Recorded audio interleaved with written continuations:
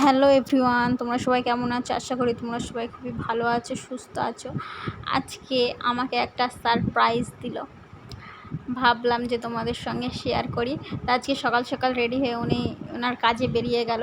তারপরে আমি আমার কাজ করছিলাম, এখানে রান্না বান্না হয়নি, উনি দুপুরে খেতে চলে আসে। তারপর কি করব, আমি ভাবলাম যে আম কেটে দিই, আম খাক, তাহলে আমার রান্নাটা কমপ্লিট হয়ে যাবে, তারপর খেয়ে আবার যেতে পারবে। আমার ইতিমধ্যে রান্না কমপ্লিট হয়ে গেল। তারপরে ওনাকে খেতে দিয়ে দিলাম, খেয়ে টেয়ে উনি চলে গেল। আবার এখানে ফেস প্যাক বানিয়ে নিয়েছিলাম, একটু বাইরে যাব। তারপর সন্ধ্যাবেলা আমরা বাইরে যাচ্ছি। বলো সারপ্রাইজ। সারপ্রাইজ নিয়ে যাচ্ছ? হ্যাঁ, কি দেখে নিয়ে যাচ্ছ? কি দেখে নিয়ে যাচ্ছ? আরো জিনিস, তুমি আমাকে আইফেল টাওয়ার দেখাতে নিয়ে আসলে।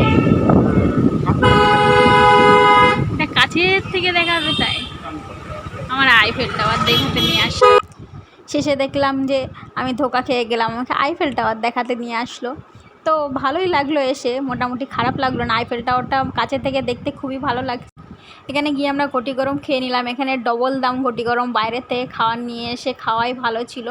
আমরা এখানে চলে যাচ্ছিলাম ওই যে ইকো পার্কের যে পানির উপরে যে আইল্যান্ডটা আছে ওখানে যাচ্ছিলাম। ওখানে খুবই সুন্দর জায়গা, ভিতরটা খুবই সুন্দর, খুবই মানে কাছ থেকে পানিরকে উপভোগ করা যায়। আর খুবই সুন্দর, এই ব্রিজটা জাস্ট সুন্দর লাগছিল, খুবই সুন্দর লাগছিল, মানে রাতের দৃশ্যটা খুবই সুন্দর ছিল। ভিতরে খুবই সুন্দর করে সাজানো ছিল। ভিতরে ঢুকে তো আমি অবাকই হয়ে গেলাম যে এত সুন্দর জায়গা ইকো পার্কের মধ্যে। আমি তো এটা দূর থেকে আগে দেখতাম যে এই জায়গা পানির উপরে যে একটা ব্রিজ মতো আছে ওখানে যাব, আসলে এটা যে আইল্যান্ড আগে জানতাম না। খুবই সুন্দর লাগছিল গিয়ে, খুবই মানে ভালো লাগছিল। তারপরে আমরা এখানে ঘুরে ফিরে তারপরে বাড়ির দিকে রওনা দিলাম।